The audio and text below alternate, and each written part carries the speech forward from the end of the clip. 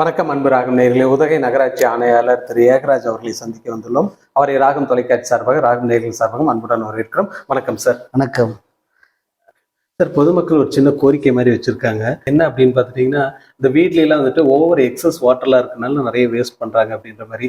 அதுக்கு ஏதாவது இந்த மீட்டர் ரீடிங் மாதிரி ஒன்று இருக்குங்க சார். இந்த ரீடிங் எவ்வளோ வாட்டர்ஸ்லாம் பயன்படுத்தா அது மறுபடியும் ஏதாவது இம்ப்ளிமெண்ட் பண்றதுக்கு வாய்ப்பு இருக்கு. ஏன்னா காட்டேஜஸ்க்கு ஒரு அமௌண்ட் போட்டால் நகராட்சிக்கு இன்னும் வருவாய் வரக்கான வாய்ப்புகள் இருக்கு இல்லையா சார்? நம்ம காட்டேஜை பொறுத்தவரை காட்டேஜ் வச்சுக்கிறவங்க, கமர்ஷியல் பில்டிங் வச்சுருக்கோங்க, ஹோட்டல்ஸு, மால் அந்த மாதிரி வச்சுருக்கோங்க. கமர்ஷியல் ரேட்டில் தான் நம்ம வந்து இந்த தண்ணி கொடுத்துட்ருக்குறோம். வீடுகளுக்கு வந்து டொமஸ்டிக் ரேட்டு. இப்போ வந்து நீங்கள் மீட்டர் பொறுத்து பொருளை கேட்டிருக்கீங்க. இது நம்முடைய குடிநீர் திட்டமானது ஏறக்குறைய ஒரு 30-40 வருஷத்துக்கு முன்னாடி போட்டது. தற்போது உதகை நகராட்சிக்கு புதிய குடிநீர் திட்டம், ஒரு பெரிய நியூ ப்ராஜெக்ட் கொண்டு வர்றதுக்கான திட்ட அறிக்கை தயாராகி கொண்டிருக்கிறது. விரைவில் அரசு அனுமதியுடன் அரசு நிதி பெற்று ஏறக்குறைய ஒரு 30 கோடிக்கு மேலாக ஒரு எல்லா 24x7 தண்ணி கொடுக்கறதுக்கான திட்ட அறிக்கை தயாராகி கொண்டிருக்கிறது. விரைவில் அரசினுடைய நிதி பெற்று அது இம்ப்ளிமெண்ட் பண்ணப்படும். அந்த சமயத்தில் எல்லா வீடுகளுக்கும் மீட்டர் பொருத்துவாங்க. Okay sir. அதுவும் அந்த ஓகே சார். சார், அதே மாதிரி இந்த சாலைகள்லாம் பார்க்குறப்ப நிறைய குப்பைகள்லாம் ஒரு சில இடத்துல பார்க்குறது. உதாரணத்துக்கு பார்த்தீங்கன்னா HVF போன்ற பகுதியெல்லாம் வந்துட்டு அங்கே நிறைய குப்பை அந்த கிரவுண்ட்லேயே கொட்டி வச்சிருக்காங்க சார். அது இதுக்கான நடவடிக்கை ஏதாவது இருக்கு? இல்லை, இப்போது வந்து சாலிட் வேஸ்ட் மேனேஜ்மெண்ட்டை பொறுத்த வரைக்கும் நம்ம அதை ப்ரைவேடைசேஷனில் பண்ணிகிட்ருக்குறோம். இப்போது ஓரளவுக்கு வந்து நாங்கள் அங்கங்கே அப்பப்போ ப்ரெஸ்ஸில் கூட நிறைய பேர் போடுறாங்க. உடனே பார்த்துட்டு நாங்கள் ரிமூவ் பண்ணிகிட்ருக்குறோம். குப்பைகள் அகற்றுவதுன்றது வந்து ஒரு பெரிய சேலஞ்ச். கேட்டேன். இது வந்து டூரிஸ்ட் ஏரியா. நம்ம ஊரில் பார்த்திங்கன்னா ஒரு 98,000 பேர், ஏறக்குறைய 1,00,000 பாப்புலேஷன் இருக்குது, ஸ்டாண்டர்ட் பாப்புலேஷன்.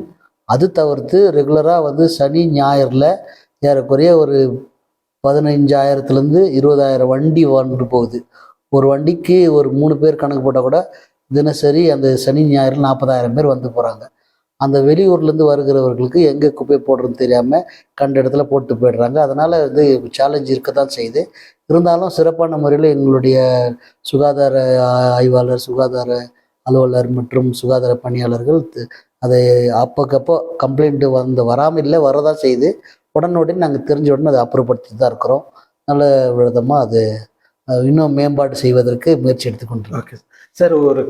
ஒரு டைமில் அந்த பிளாஸ்டிக் இதெல்லாம் பாட்டில்லாம் இல்லாமல் இருந்தது. இப்போ கொஞ்சம் கொஞ்சமாக வர மாதிரி இருக்குது. ஒருவேளை உங்களுக்கு கவனத்துக்கு வந்ததா என்னன்னு தெரியல. இந்த வாட்டர் பாட்டில், அதே மாதிரி போட்டுன்னு ஒன்று சொல்லுவாங்க சார், ஜூஸ் இது பண்ணுறது.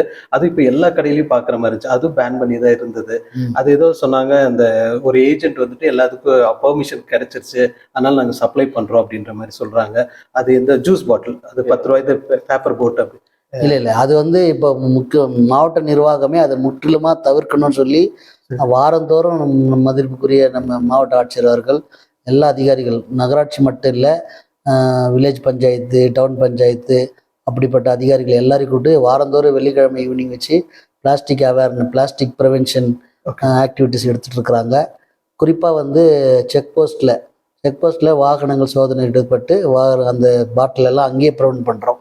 அதையும் மீறி சிட்டிக்குள்ளே வாகனங்களில் வர அந்த பாட்டிலில் எங்களுடைய சுகாதார அலுவலர்கள், ஆய்வாளர்கள் கண்டுபிடிச்சி அவங்களுக்கு ஹெவியாக ஃபைன் போடுறாங்க. பார்த்தீங்கன்னா வாரந்தோறும் மினிமம் 10,000 மேக்ஸிமம் ஒரு 20-25,000 வரைக்கும் கடுமையான ஃபைன் அபராதம் விதித்துன்னு தான் இருக்கிறாங்க. இருந்தாலும் என்ன சொல்கிறது, மக்களாக பார்த்து திருந்தினா தான் இதை மாற்ற முடியும். நாங்களும் அதை ப்ரிவென்ட் பண்ணிட்டு தான் இருக்கிறோம். இப்போது அந்த கடைகளில் இருக்கிற அந்த இது கண்டுபிடிச்சா நாங்கள் ரொம்ப அதிக அளவில் ஃபைன் போடுறதுக்கான நடவடிக்கைகள் எடுத்துக்கணும். Okay sir. ரொம்ப பிஸியான ஷெட்யூல்டு. ஒரே ஒரு கேள்வி மட்டும் இருக்குது சார். அது மக்கள் கேட்கக்கூடிய ஒரு கேள்வி தான் சார். அந்த கோரி போகக்கூடிய ஒரு சாலை வந்துட்டு ரொம்ப மோசமாக இருந்தது அப்படின்னாங்க.